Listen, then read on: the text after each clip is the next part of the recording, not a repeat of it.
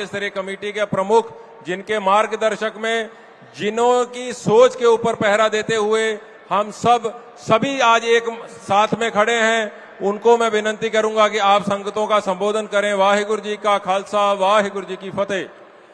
एक ओंकार सतनाम करता पुरख निरभਉ निर्वैर अकाल मूरत अजूनी सैभं गुर प्रसाद जप। आद सच जुगाद सच है भी सच नानक होसी भी सच। तिलक जंजू राखा प्रभता का कीनो बड़ो कलू मह साका। साधन हेत इति जिन करी शीस दिया पर सी ना उचरी। अन्यथा शरणं नास्ति तुमेव शरण मम तस्मात् कारण भावेन रक्ष मां परमेश्वर। सम्माननीय योग पूरे महाराष्ट्र से और खासकर विदर्भ से गुरु नानक नाम लेवा संगत और पूर्ण रूप पे सिख संगत श्री गुरु ग्रंथ साहिब जी को नतमस्तक होकर श्री गुरु तेग बहादुर जी की 350वीं शहीदी शताब्दी के अवसर पे आप एकत्रित हुए हो। मैं सभी को अपनी तरफ से फतेह अर्ज करता हूँ। वाहिगुरु जी का खालसा, वाहिगुरु जी की फतेह। संसार में पहली बार हुआ जब भारत देश के ऊपर, जो देश सभी विश्व की अगुवाई करने वाला था, उसके ऊपर आक्रमणकारियों ने यहाँ की प्रजा के ऊपर जबर और जुल्म और यहाँ के लोगों को जीवन को तहस नहस करने के लिए मुगल साम्राज्य ने सैकड़ों सालों यहाँ के लोगों के ऊपर भयानक से भयानक अत्याचार किए और इस धरती पे धर्म का नामो निशान मिटाने के लिए वो लोगों ने इतना बड़ा जबर और जुल्म किया जिसका इतिहास में और दूसरा उल्लेख कहीं नहीं मिलता है।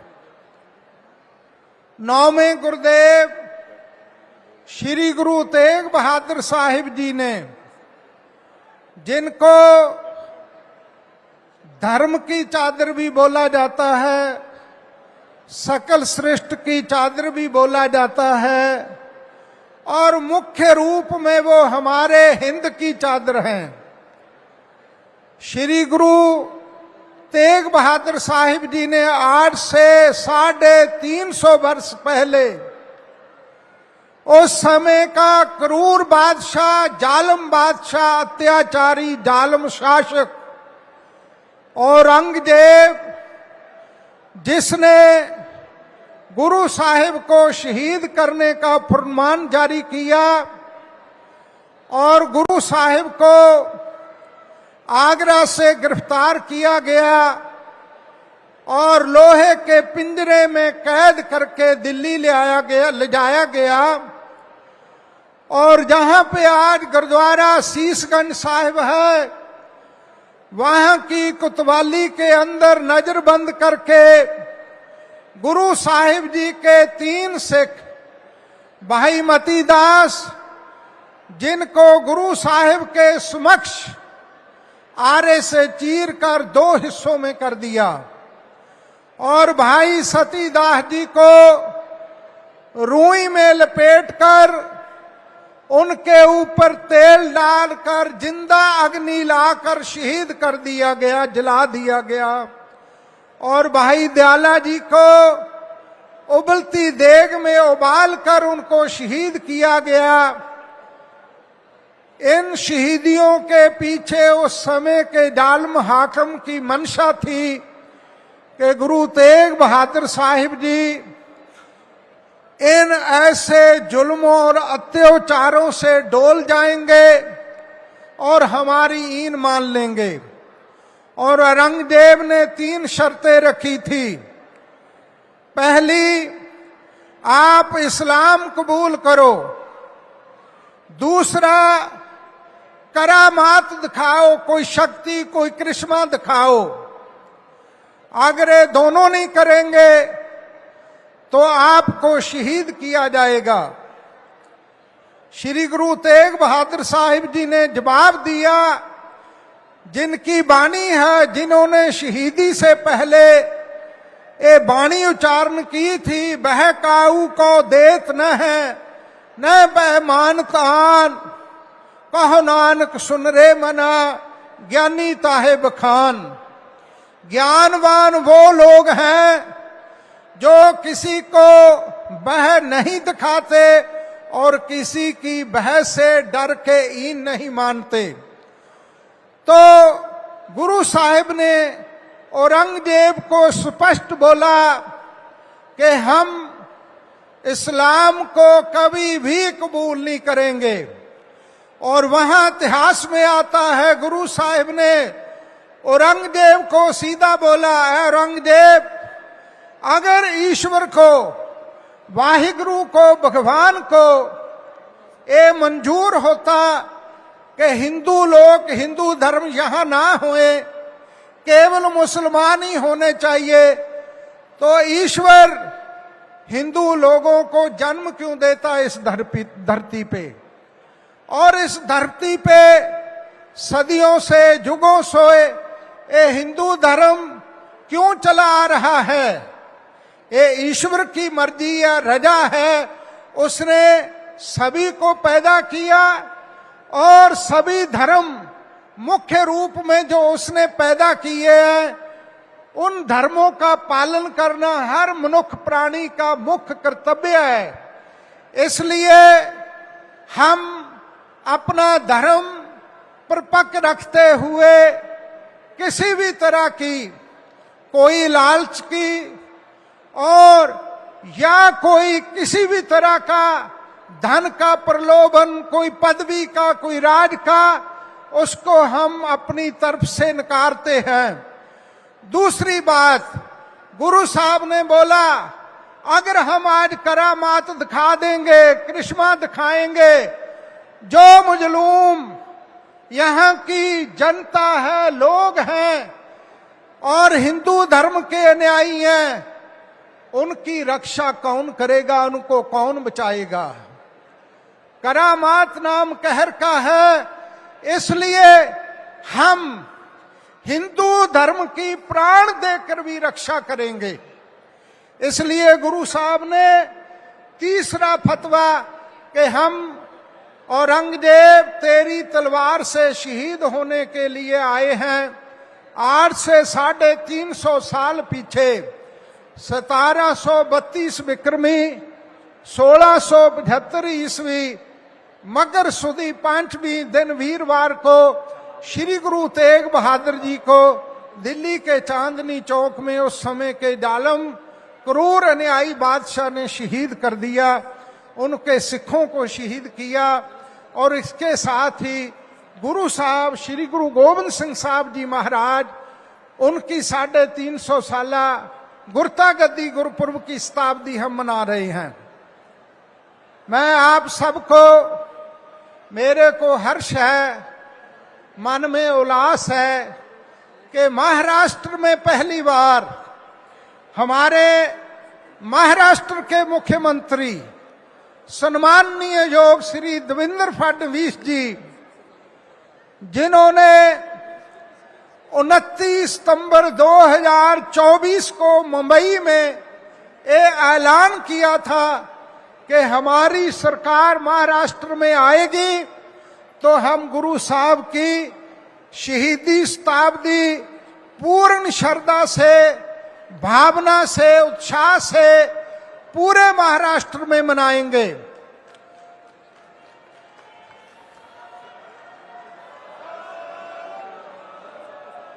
मैं आपको ये निवेदन करता चाहता हूं कि हमारे महाराष्ट्र में हमारे 8 समाज हैं।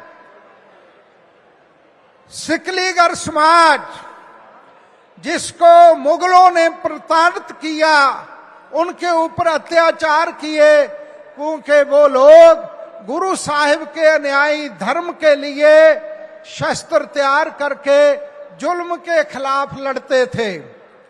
दूसरा हमारा बंजारा समाज, श्री गुरु नानक देव जी से लेकर श्री गुरु गोविंद सिंह जी तक उन्हों की कुर्बानी, भाई लखी शाह की कुर्बानी, जिन्होंने गुरु साहब के धड़ का संस्कार किया, भाई मक्खन शाह लुबाना, जिन्होंने गुरु तेग बहादुर साहब जी के साथ हर समय गुरु साहिब की सेवा में रहे।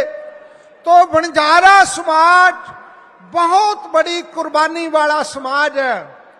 और हमारे इन समाज, बंजारा समाज, सिकलीगर समाज, लुबाना समाज, इन लोगों को जंगलों में दिन गुजारने पड़े और इनको हर तरह का अत्याचार सहना पड़ा, लेकिन इन्होंने गुरु घर का साथ नहीं छोड़ा।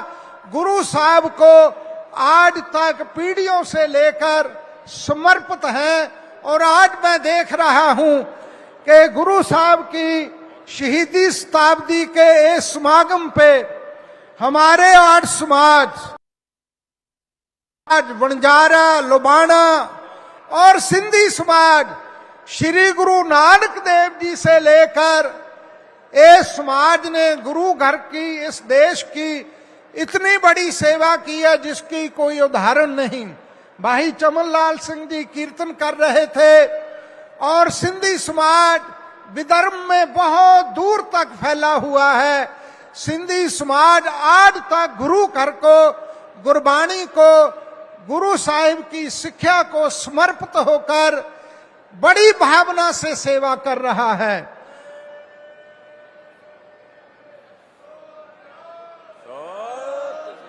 सिंधी समाज की बहुत बड़ी कुर्बानी और सेवा है सिख इतिहास में। इन लोगों ने उस समय सिख पंथ की सेवा की जब मुगलिया शासन एक एक सिख के सिर का 80-80 दाम मूल पाकर शहीद करता था। तो इन लोगों ने सिखों को, जुझारुओं को, जोधों को अपने घरों में रख के उनकी सेवा और संभाल की।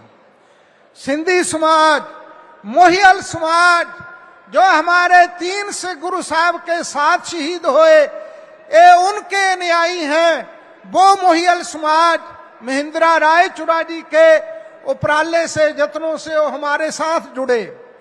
और वाल्मीकि समाज, जो बड़ी संख्या में हमारे महाराष्ट्र में है, भाई जैता जी का और गुरु घर के लिए इनका बहुत बड़ा लामसाल योगदान है। रंगरेटे गुरु के बेटे। और भगत नामदेव जी का, भगत नामदेव जी नाम लेवा जो हमारा समाज है, प्रभु की ऐसी रचना है कि भगत नामदेव जी ने यहां से जाकर पंजाब में गुमान नगर में आप जी ने लंबा समय वहां निवास रखा और अंतिम समय की यात्रा उन्होंने पंजाब में पूरी की। उनका समाधि स्थल पंजाब में जिला अमृतसर गुमान नगर में है। और उन्होंने यहां से जाकर हमारा नाता पंजाब से जोड़ा। और श्री गुरु गोविंद सिंह साहब जी ने पंजाब से आकर महाराष्ट्र से हमारा नाता जोड़ा, एक कैसा आदर्शों भरा हमारा एक दूसरे से नाता है। महाराष्ट्र की धरती वीरों की धरती और शूरवीर संतों भक्तों और शिवाजी जैसे महापुरुष, संभाजी जैसे महापुरुष जो जुल्म के खिलाफ लड़ते, सब कुछ निशावर कर दिया, ये महाराष्ट्र की धरती की देन है। अगर दो स्टेट हमारे हिंदुस्तान में ना होती, एक पंजाब एक महाराष्ट्र, तो आज यहाँ का देश आजादी का निग नहीं मानता होता। ये दो राज्य हैं, महाराष्ट्र है और पंजाब है, जिसने हर समय जुल्मों के आगे अपना सीना तान के हर जुल्म का प्रहार अपने ऊपर लिया और इस देश को सुरक्षित किया। इसलिए महाराष्ट्र और पंजाब का एक बहुत गहरा नाता है। सो इसलिए मैं ज्यादा विस्तार में ना जाऊं। हमारे 8 समाज लाखों की संख्या में आज नागपुर की धरती पे सतगुरु साहब को नतमस्तक हो रहे हैं, और मैं श्रेय देता हूं हमारे माननीय मुख्यमंत्री श्री देवेंद्र फडणवीस जी, जिन्होंने पहली बार महाराष्ट्र में अपनी इनकी सरकार 24 में बनी, और देखो सिखलीगर भाईचारा लबाना बंजारा जिनके ऊपर मुगल शासन किया पाबंदी लगी हुई थी कि इनको कोई भी सरकारी सहूलत किसी भी तरह की इस देश में नहीं मिलती थी, वो सारी प्रतिबंदियां जो लगी हुई थी पहली बार हमारे माननीय मुख्यमंत्री देवेंद्र फडणवीस जी ने तोड़कर सभी को समाज के बराबर लेकर आए हैं। इनको ये श्रेय जाता है कि इन सभी 8 समाजों के लिए इन्होंने बहुत बड़े कदम उठाए हैं। दूसरा, श्री गुरु तेग बहादुर साहिब जी का इतिहास श्री गुरु नानक देव जी से लेके 1765 ईस्वी तक का जितना गुरु घर का इतिहास है, आपके संतों का, महापुरुषों का, गुरु साहबानों का और शूरवीर योद्धाओं का महाराष्ट्र के हर स्कूल में, हर कॉलेज में, हर यूनिवर्सिटी में वो पढ़ाया जाएगा। उसका ऐलान भी, उसका फैसला भी हमारे मुख्यमंत्री देवेंद्र फडणवीस जी ने किया है।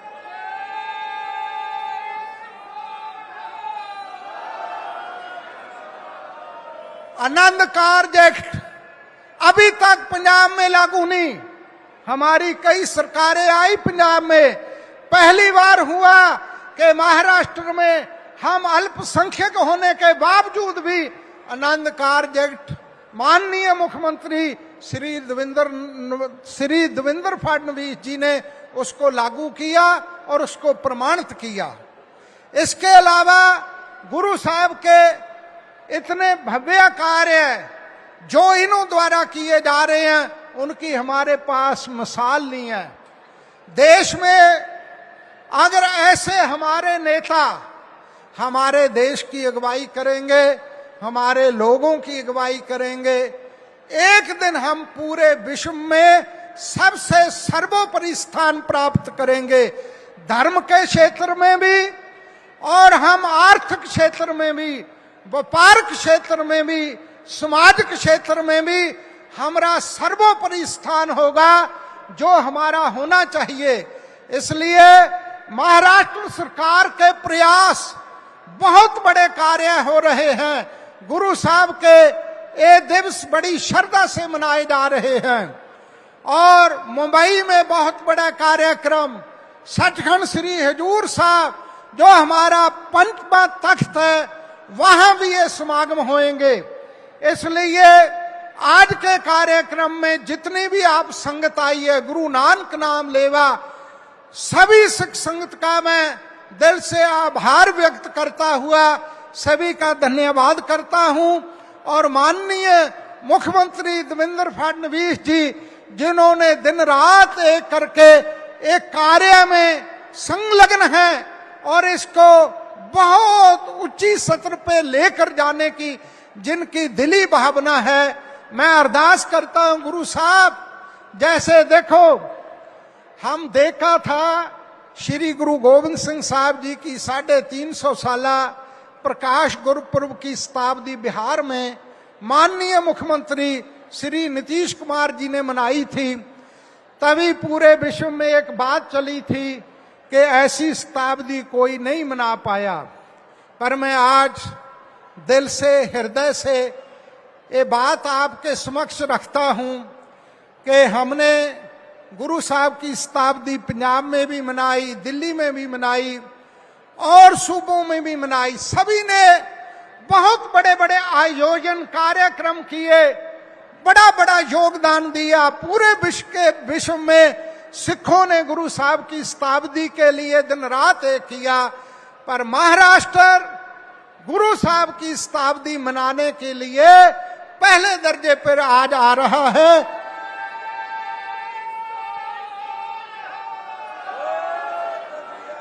और महाराष्ट्र की पूरी सरकार, माननीय मुख्यमंत्री देवेंद्र फडणवीस जी, हमारे सेंटर के केंद्रीय मंत्री श्री नितिन गडकरी जी, जिनका हमारे साथ बहुत गहरा नाता है और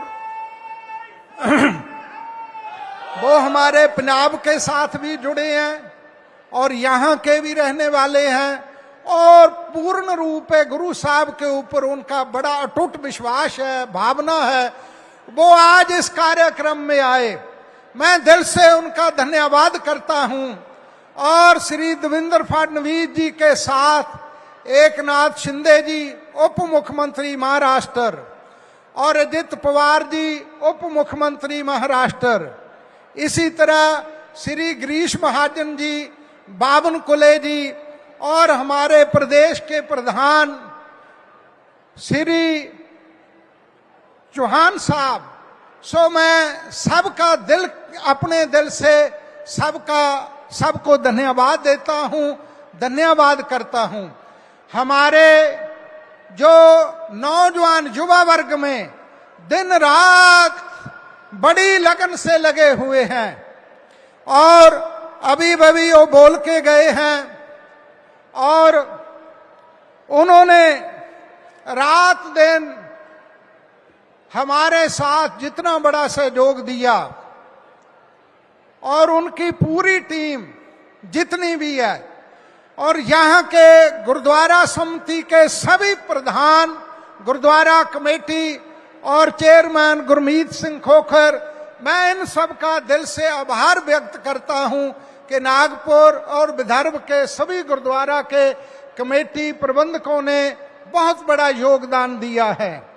और शरदराव डोले जी, राय महेंद्रा चुरा जी और भाई मलकीत सिंह जी बल, जो साहित्य अकादमी के चेयरमैन हैं, सरदार जसपाल सिंह जी सिद्धू, सरदार चरणदीप सिंह जी हैप्पी, और इसके साथ साथ और जितने महापुरुष, संत बाबा बलविंदर सिंह जी कार सेवा गुरुद्वारा लंगर साहिब हजूर साहब से आए हैं और ज्ञानी सुखविंदर सिंह जी जो तख्त साहब जी के कथावाचक हैं, वहां से बाबा कुलवंत सिंह जी की तरफ से वो हाजिरी भर रहे हैं। और इसी तरह हमारे सचखंड बोर्ड के जो अध्यक्ष हैं सम्मानजोग विजय सतवीर सिंह जी और हमारे जो बहुत ही सम्मानजोग संत बाबू सिंह जी महाराज हैं, संत राम सिंह जी महाराज हैं, जो इतने सारे, ये सभी का हमारे साथ बहुत बहुत बड़ा योगदान है। और सबसे ज्यादा मैं जहां गुरु साहिब का दिल की गहराई से शुक्राना करता हूं, वहां मैं सभी संगत का और देवेंद्र फडणवीस जी का और हमारे जो अभी बोल के गए हैं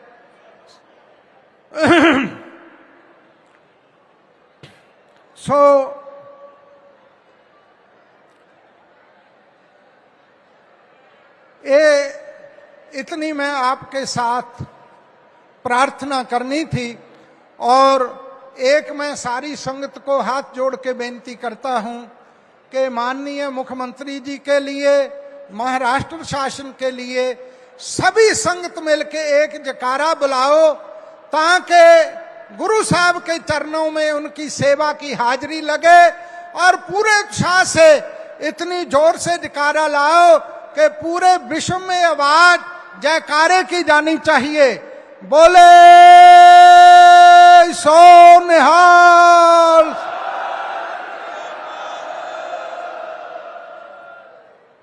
साथ संगत जी, भूल चूक क्षमा करना, इतनी हाजिरी प्रवान करनी, आप सबका दिल से धन्यवाद।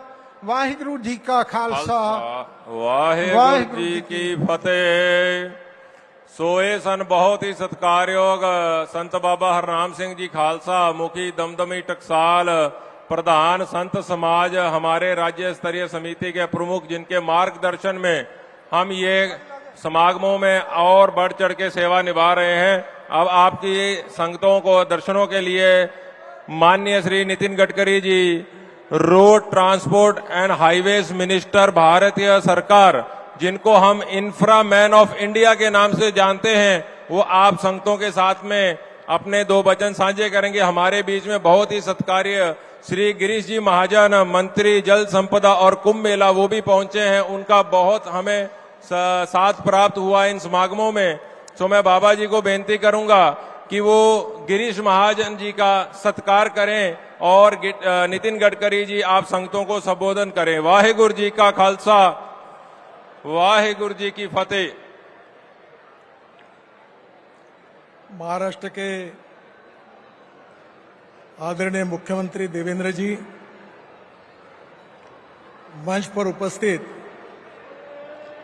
महाराष्ट्र मंत्रिमंडल के सभी सम्माननीय मंत्रीगण, विधायकगण,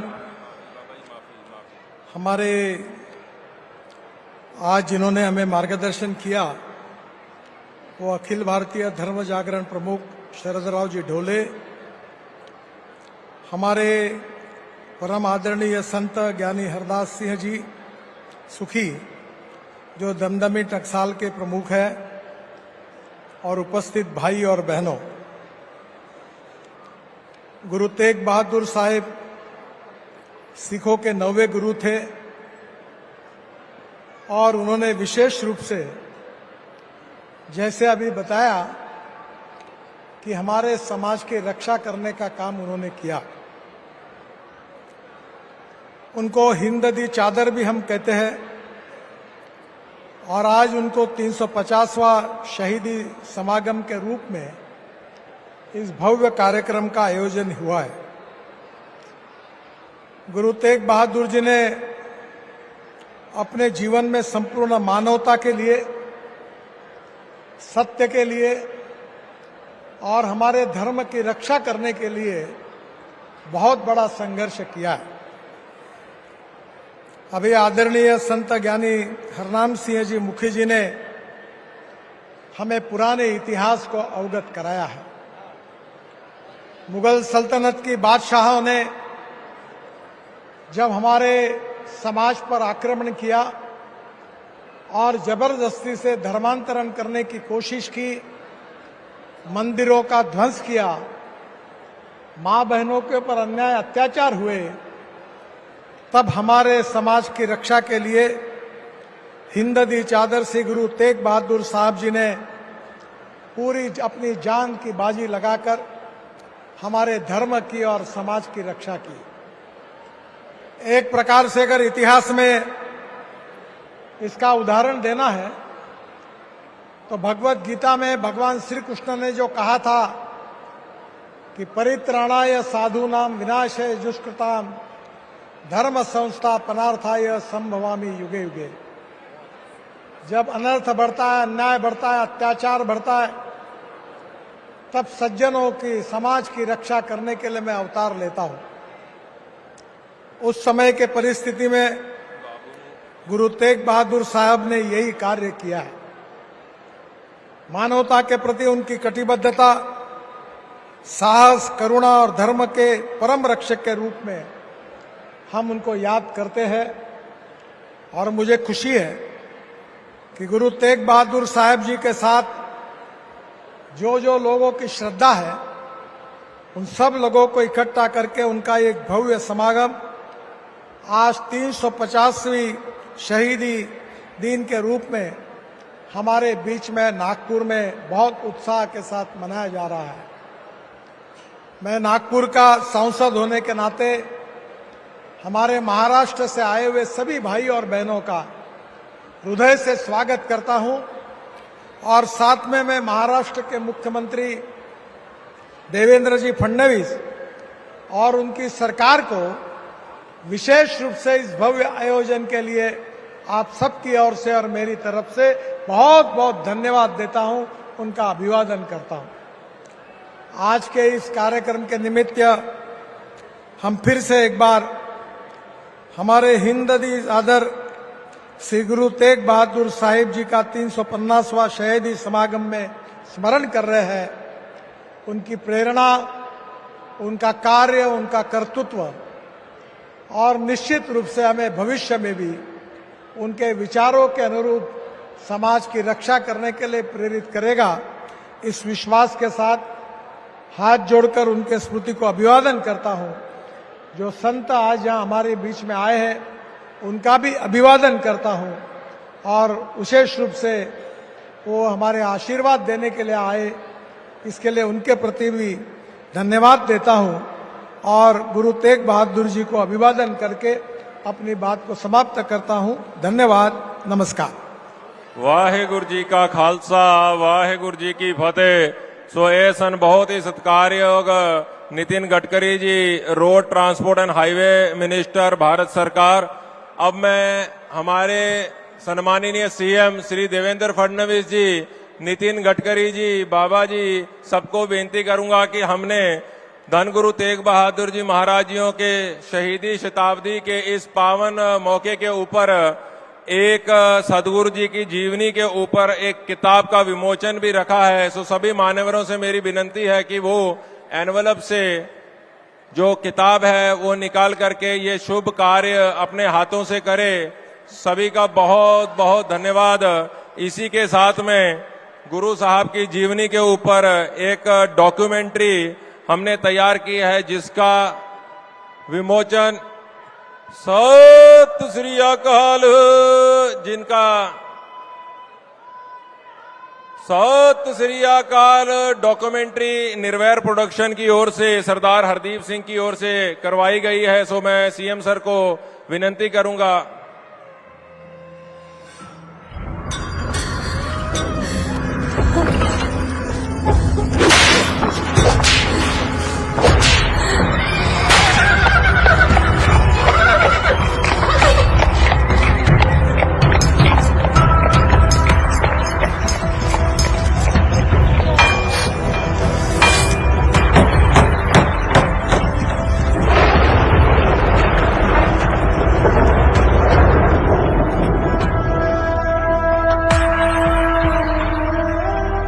धर्म हेत साका जिन किया, शीस दिया पर सिर न दिया।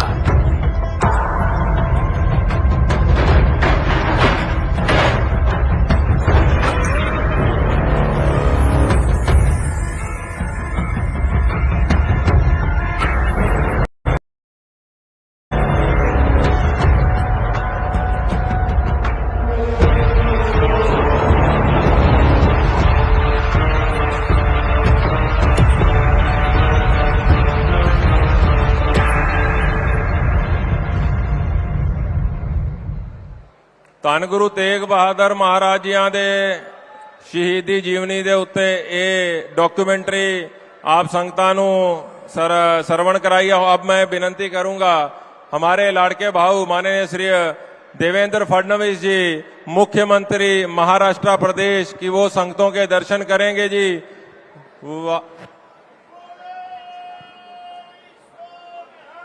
सत श्री अकाल, बोले सो निहाल, बोले सो निहाल।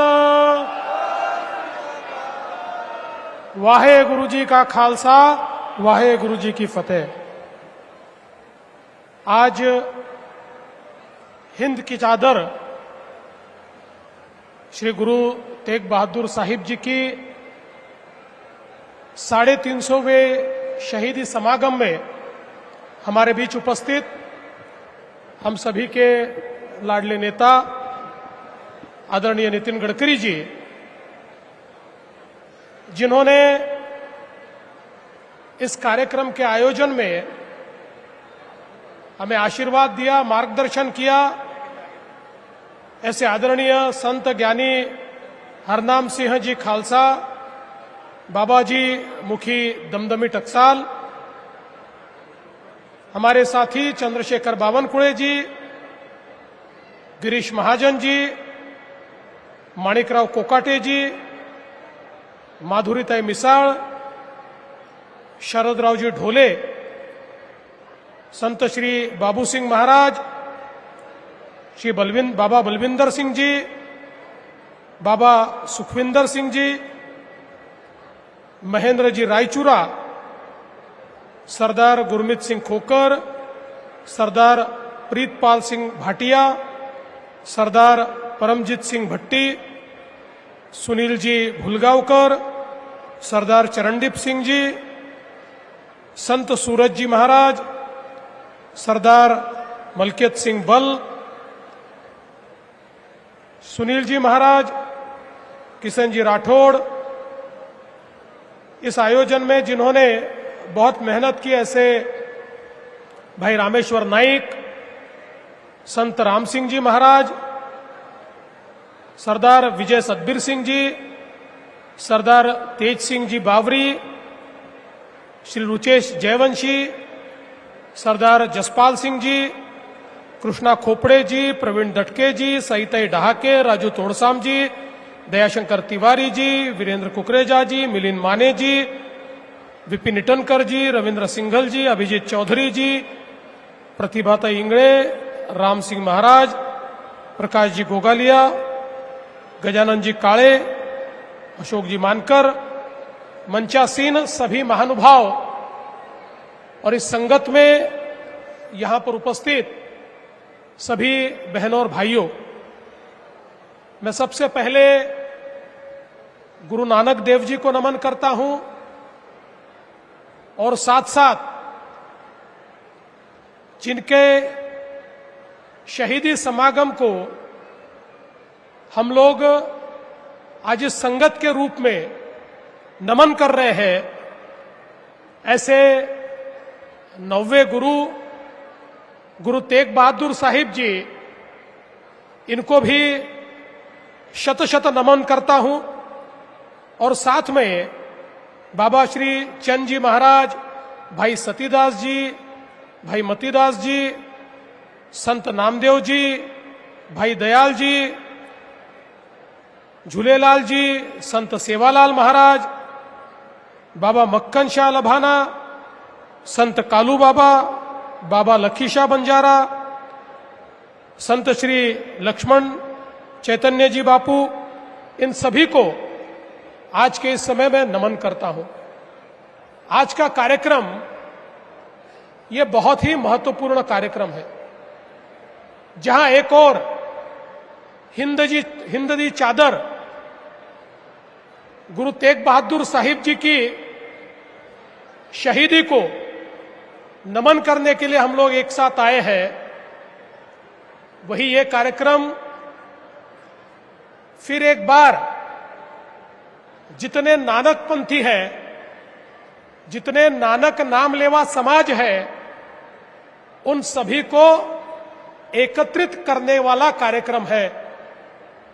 सिख, सिकलीकर, लबाणा, बंजारा, मोहयाल, सिंधी, वाल्मीकि और हमारे वारकरी संप्रदाय में भगत नामदेव जी, इन सभी को एक माला में पिरोने का काम इस शहीदी समागम के माध्यम से यहां पर हो रहा है।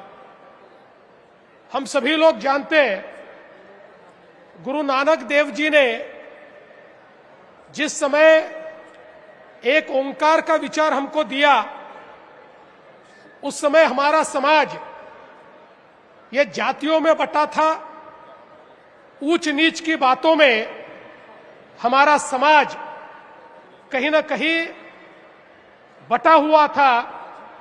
ऐसे समय गुरु नानक देव जी ने देश के कोने कोने में एक ही विचार सब तक पहुंचाया, और एक सत्य क्या है, एक ओंकार क्या है, ये हम सबको बताया।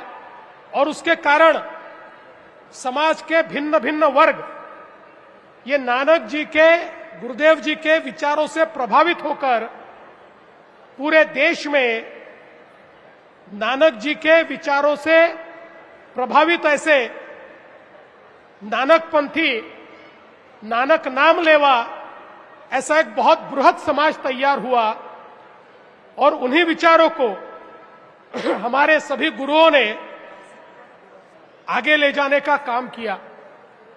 और हम लोग जानते हैं, एक ऐसा समय हमारे देश ने देखा कि जब अलग अलग जगहों से आक्रांता आते थे, हमारे धर्म पर, हमारे विचारों पर, हमारी संस्कृति पर, हमारी भाषा पर आक्रमण करते थे, और एक प्रकार से हमारे संस्कारों को, हमारी संस्कृति को, हमारे धर्म को पूरे तरीके से समाप्त करने का काम करते थे।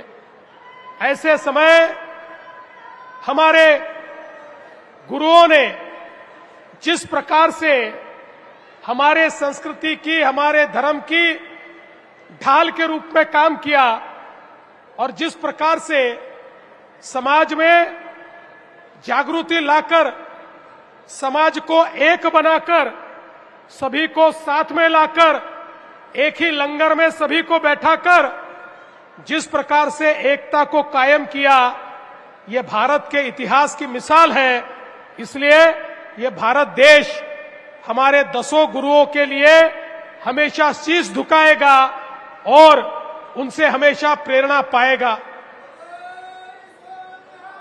सत श्री अकाल।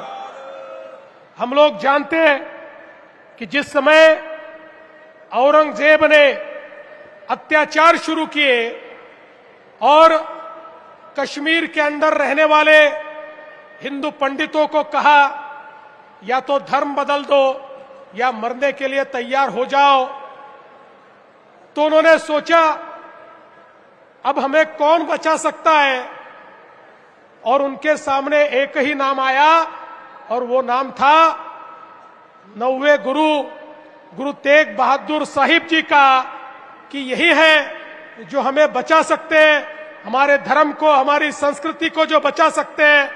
इसलिए वे सारे के सारे गुरुजी के पास पहुंचे और गुरुजी से दरखास्त लगाई कि गुरुजी हमको बचाइए, ये हमारा धर्म, हमारी संस्कृति सभी को समाप्त करने की बात हो रही है, लोग मर रहे, हम असहाय हैं, हमको कोई बचा नहीं सकता, केवल आप एक हमारे लिए आशा की किरण है, केवल आप एक ऐसे हैं जो हमें बचा सकते हैं।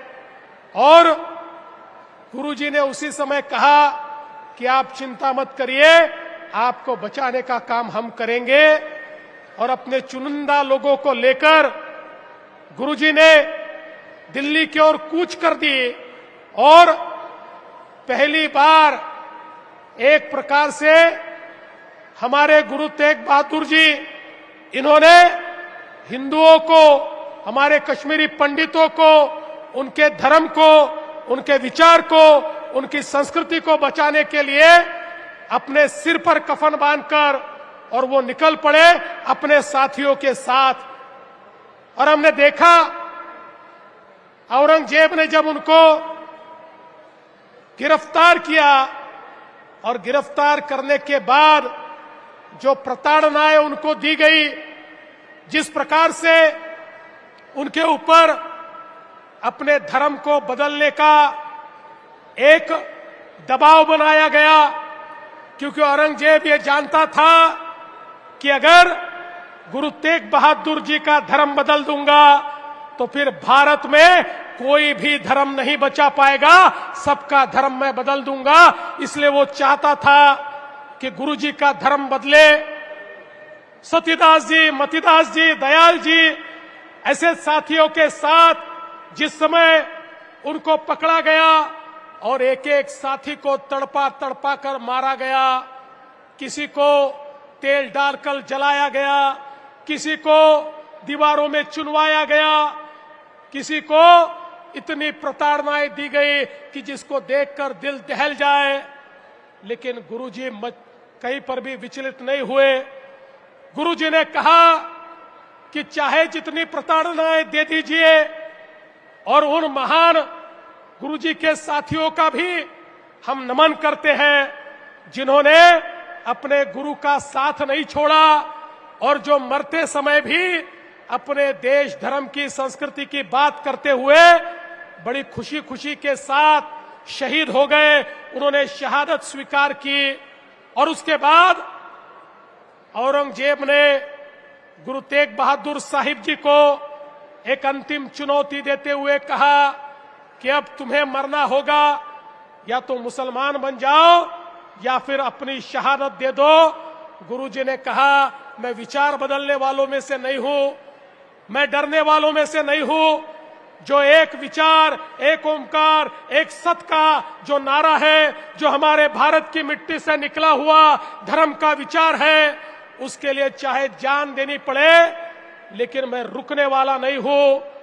और हम सभी लोग जानते हैं, बीच बाजार में औरंगजेब ने गुरु तेग बहादुर साहिब जी का सिर काट दिया, शीश काट दिया, शीश कट गया, लेकिन गुरुजी ने हार नहीं मानी।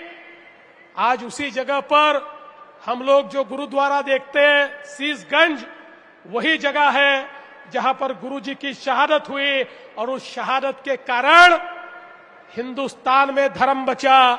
उस शहादत के कारण हमारी संस्कृति और संस्कार बचे, और उसी के चलते गुरुदेव को, गुरुजी को ये जो हिंद की चादर कहा जाता है, एक चादर की तरह उन्होंने जिस प्रकार से हमारी रक्षा की, मैं ऐसा मानता हूं ये दुनिया के इतिहास में नहीं हुआ कि आपके पास किसी भी पंथ के लोग पहुंच जाए और हमारे गुरुदेव ये विचार न करे कौन से पंथ से आते हैं, कौन से विचारों से आते हैं, केवल संस्कार और संस्कृति को बचाने के लिए उन्होंने ये शहादत दी।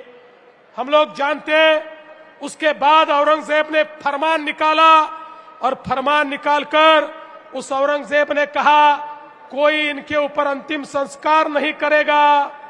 लेकिन हमारे लखी शाह बंजारा जी ने उनका जो शरीर था, उस शरीर को औरंगजेब ने तो कहा था टुकड़े टुकड़े कर दीजिए, और टुकड़े टुकड़े करके इसको अलग अलग तरफ फेंक दीजिए।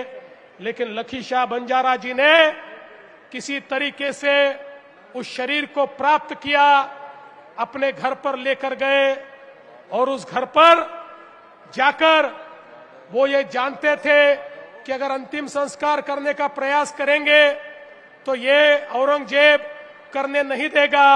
इसलिए लखी शाह बंजारा जी ने अपने घर को ही आग लगा दी और पूरे घर के साथ गुरुदेव जी का अंतिम संस्कार किया। इस प्रकार के हमारे गुरु तेग बहादुर साहिब जी के ये सारे के सारे शिष्य थे, उनके साथी थे, जिन्होंने गुरुजी के लिए अपना सब कुछ निछावर कर दिया। ये भारत का इतिहास है। ये भारत का इतिहास एक एक व्यक्ति तक जाना चाहिए। ये भारत का इतिहास हमारी आने वाली पीढ़ियों तक जाना चाहिए।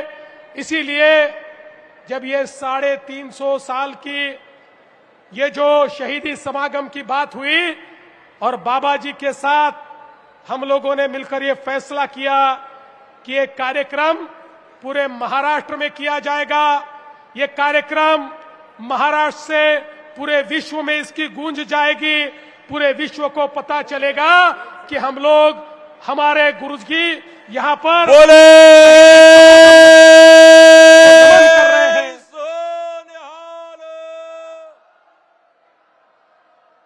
हम सब लोग जानते हैं जिस समय गुरु जी का शीश ये गुरु गोविंद सिंह जी के पास पहुंचा तो गुरु गोविंद सिंह जी ने कहा, तिलक जंजू राखा प्रभुता का, कीनो वड़ो कलु महिषा का, सीसु दिया पर सीन उचरी, धर्म हेतु साका जिनी किया। यानी आपने सिर तो दे दिया लेकिन शीश नहीं दिया, धर्म नहीं दिया, विचार नहीं दिया, मान नहीं दिया, सम्मान नहीं दिया, वो सारा आपने बचा लिया। ऐसे कहने वाले हमारे 10वें पातशाह, हमारे 10वें गुरु गुरु गोविंद सिंह जी, जिनका भी इतिहास हम लोग जानते हैं, अपना पूरा का पूरा परिवार जिन्होंने लुटा दिया, चारों साहेबजादों को जिन्होंने लुटा दिया, ऐसी एक परंपरा, इस परंपरा का निर्वाह करने के लिए, इस परंपरा को याद करने के लिए इस कार्यक्रम का आयोजन किया गया। और इसके बाद नांदेड़ साहिब में, उसके बाद मुंबई में भी बहुत बड़ा कार्यक्रम होगा, बड़ी संगत वहां पर होगी। और इसमें सबसे महत्वपूर्ण यह है कि नानक नाम लेवा सारे समाज, हमारे सिकलीकर भाई जिन्होंने हमारे गुरुओं को अस्त्र दिए, शस्त्र दिए, ऐसे हमारे सिकलीकर भाई होंगे। हमारे लबाड़ा और बंजारा समाज, लखीशाह बंजारा, माखन शाह बंजारा, इनका बंजारा समाज, हमारे सिंधी भाई जिन्होंने नानक जी के नाम को आज भी पूरे भारत में और दुनिया में उसकी गूंज रखी है। या फिर हमारे वाल्मीकि समाज, जिस वाल्मीकि समाज ने इस नानक नाम को अपनाया और आज भी गुरुदेव की अरदास वे हमेशा करते, ऐसे सभी समाजों को साथ में जोड़कर हिंद की चादर का ये कार्यक्रम हमारे सरकार की ओर से आयोजित हुआ। लेकिन मैं विशेष आभार व्यक्त करना चाहता हूं, सरकार का ये कार्यक्रम नहीं है, ये संगत तो समाज ने तैयार की है और हमारे सारे गुरुद्वाराओं ने एकत्रित आकर ये फैसला किया कि ये बड़ी संगत यहां पर होगी। तो मैं उन सभी हमारे आयोजकों का मैं शायद सबका नाम नहीं ले पाऊंगा। हमारे रामेश्वर ने सबको साथ में जोड़ा, शरद राव ने सबको साथ में जोड़ा और सारे गुरुद्वाराओं ने, हमारे सारे मुखियों ने एक साथ आकर ये फैसला किया कि ये कार्यक्रम साथ में मिलकर होगा। और मुझे बहुत खुशी है, हम सब लोग साथ में आकर गुरुजी को नमन करने के लिए यहां पर आए हैं। हम सभी लोग जानते हैं हमारे गुरुओं ने जो गुरुबाणी हमको दी है, जिस गुरुबाणी में हमारे भगत नामदेव जी का भी, उनके भी दोहे हमको देखने को मिलते हैं, जिस गुरुबाणी में हमारे गुरु तेग बहादुर साहिब जी के श्लोक भी हैं, उनके शब्द भी हैं। ऐसी गुरुबाणी को नमन करने के लिए और उन शब्दों का रस ग्रहण करने के लिए इस संगत में हम सब लोग साथ में पधारे हैं। मैं आज महाराष्ट्र सरकार की ओर से आप सभी को नमन करता हूं और हमको यह अवसर मिला, इसलिए गुरुजी के चरणों में मैं अपना शुक्राना अदा करता हूं। और साथ साथ आप सभी को, इस संगत को मैं विश्वास दिलाना चाहता हूं, यह हमारा इतिहास जो स्वर्णिम इतिहास है, इस इतिहास को आने वाले समय में एक एक गांव तक पहुंचाया जाएगा, एक एक बच्चे तक पहुंचाया जाएगा, ताकि कोई ये भूले नहीं कि हम सब लोग आज यहाँ पर खड़े हैं क्योंकि हमारे गुरुओं ने बलिदान दिया। उस बलिदान की बदौलत आज हम सब लोग यहाँ पर खड़े हैं। इस इतिहास को दोहराने का काम लगातार महाराष्ट्र की सरकार की ओर से हम करेंगे, ये विश्वास आपको देता हूं। फिर एक बार सत श्री अकाल। फिर एक बार 9वें गुरु तेग बहादुर साहिब जी और हमारे 10 गुरुओं के चरणों में मैं अपना शीश झुकाता हूं। हमारे गुरुबाणी गुरु ग्रंथ साहिब के सामने मैं अपना शीश झुकाता हूं और अपने शब्दों को विराम देता हूं। बोले सो निहाल। सत श्री अकाल। महाराष्ट्र के भूमिपुत्र माननीय श्री देवेंद्र फडणवीस जी बहुत बहुत